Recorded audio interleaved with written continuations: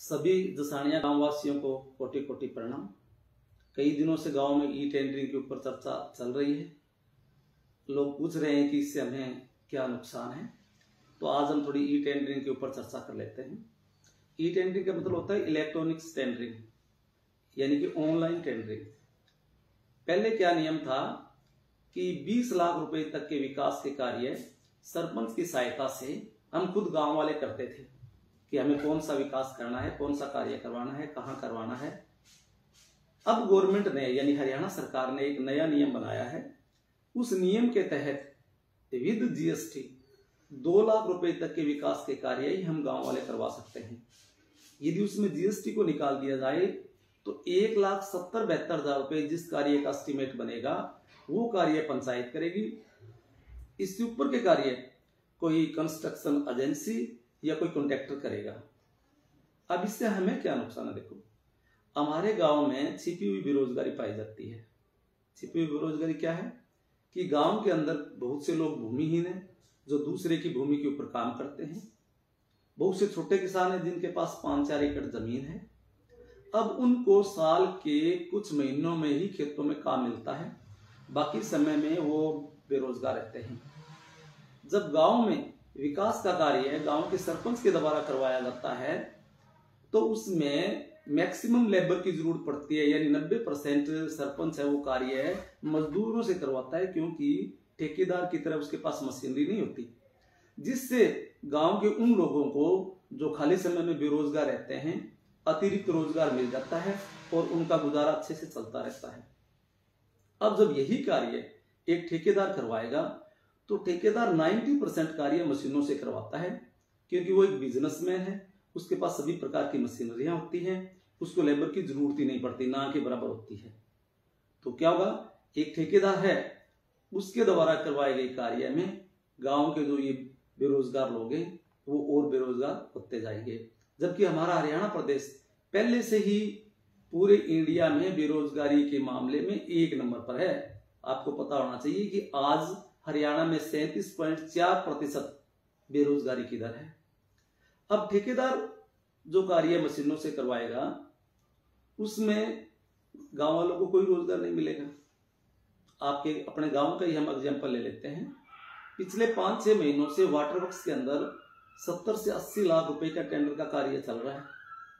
क्या हमारे गांव के किसी भी व्यक्ति को एक भी दिन 1 भी रुपए का रोजगार मिला? नहीं मिला, उसको जरूरत ही नहीं पड़ी, उसके पास मशीन नहीं है।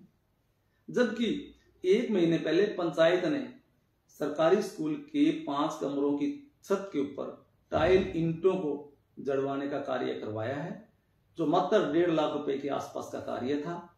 इतने छोटे से कार्य में ही गांव के 5 लोगों को लगातार 14 दिन तक रोजगार मिला। आप पता कर सकते हैं।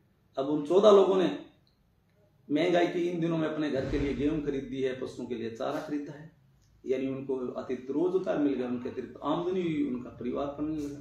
जबकि कॉन्ट्रैक्टर जब ये काम करेगा तो हमारे ये रोजगार हैं ये समाप्त हो जाएंगे। दूसरा इसका नुकसान, कार्य जो गांव का विकास है वो काफी धीमी गति से होगा, कछुआ चाल से चलेगा। जो कार्य सरपंच यानी कि गांव की पंचायत 8 से 10 दिन में करवा सकती है, उसी कार्य को एक टेंडर के द्वारा करवाने में 8 से 10 महीने लगेंगे। इसका एग्जाम्पल भी अपना गांव ही है। 2021 में हमारे गांव की जो हड्डा रोड़ी है उसकी 4 दीवार का टेंडर हुआ था। सितंबर 2021 को वो कंप्लीट हो जानी चाहिए थी दीवार, लेकिन आज 2023 आ चुकी है, वो कार्य शुरू ही नहीं हुआ, ठेकेदार ने स्टार्ट ही नहीं किया अभी तक। महीने पहले जब जाके मैंने ऑफिस से पता किया तो पता लगा कि ये काम तो आपका आज से 2 साल पहले हो जाना चाहिए था। हम इस टेंडर को रद्द करके नया टेंडर लगवाकर आपका कार्य करवाएंगे। अब कब नया टेंडर लगेगा, कब वो काम शुरू होगा? जिस काम को हम 10 दिन में करवा सकते हैं उस काम को 2 साल हो गए और कितना और लंबा टाइम लगेगा पता नहीं। अब आप खुद आइडिया लगा लीजिए कि टेंडरिंग प्रथा से कितने विकास के कार्य हो जाएंगे, हमारे कितना काम हो जाएगा। कई बार हमारे तो इतने अर्जेंट कार्य होते हैं जिसको हमें 5-10 दिन में गांव में करवाना होता है, लेकिन टेंडर तो प्रक्रिया में ही 6 महीने लग जाएंगे। अब तीसरा नुकसान ये है कि जो कार्य की गुणवत्ता होगी गांव में, जो भी विकास होगा वो काफी लो क्वालिटी की होगी। एक सरपंच है वो अपने गांव के प्रति नैतिक रूप से जिम्मेवार होता है। जिंदगी भर के लिए वो अच्छा काम करता है तो उसे अच्छाई मिलती है, और बुरा काम करता है तो उसको ताने सहने पड़ते हैं। सरपंच नहीं, सरपंच की पीढ़ियों को भी सहने पड़ते हैं। इसलिए जो भी विकास का कार्य गांव में सरपंच के द्वारा होता है, सरपंच दिन में 4 से 5 बार साइट पर जाता है और कई बार तो पूरे दिन वहीं बैठा रहता है। और सरपंच के साथ साथ गांव के अन्य लोग भी उस कार्य में रुचि लेते हैं, वो भी जाके उसको चेक करते हैं कि कार्य कैसा हो रहा है, क्वालिटी कैसी प्रयोग की जा रही है। लेकिन ठेकेदार के मामले में कभी ऐसा होता है? ठेकेदार भी कभी कभार आता है, कई बार तो ठेकेदार अपना काम करके चला जाता है, 15 से 20 लाख रुपए तक का, एक दिन भी नहीं आता। उसके जो कर्मचारी वही आते हैं, क्योंकि उसकी इस प्रकार की कोई नैतिक जिम्मेवारी नहीं होती। उसको पता है पेमेंट मुझे अधिकारियों से मिलनी है, वहां मेरे को कमीशन देना है, वहां से मेरे बिल पास होने हैं। गांव वाले हमसे कितना ही विरोध करें, क्या आज तक हम कभी किसी ठेकेदार का काम रोक पाए? क्या आज तक हमने कभी किसी ठेकेदार की पेमेंट नहीं होने दी? नहीं, काम करवा के गए और काम की क्वालिटी आपके सामने है। आज पिछले 5 सालों में जो भी विकास के कार्य हुए, एक तो सरपंच ने करवाए, एक ठेकेदार ने करवाए, आप उनकी गुणवत्ता की जांच करवा लीजिए।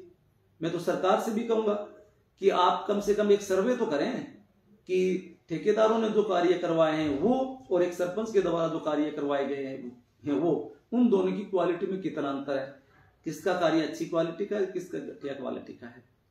तो मेरी सभी ग्रामवासियों से प्रार्थना है कि ये जो ई टेंडरिंग नियम है, हम सभी मिलकर इसका विरोध करें, गांव का रोजगार बचाने के लिए, गांव के विकास के लिए, गांव में अच्छी क्वालिटी के कार्य करवाने के लिए। तो जो भी व्यक्ति जिस भी पार्टी के नेता के साथ लिंक है या जो वर्कर है, जो कार्य करता है, वो ना केवल मौखिक रूप में बल्कि लिखित रूप में भी अपने अपने नेताओं को इस नियम के विरुद्ध विरोध स्वरूप एक पत्र सौंपे। Thank you, have a nice day.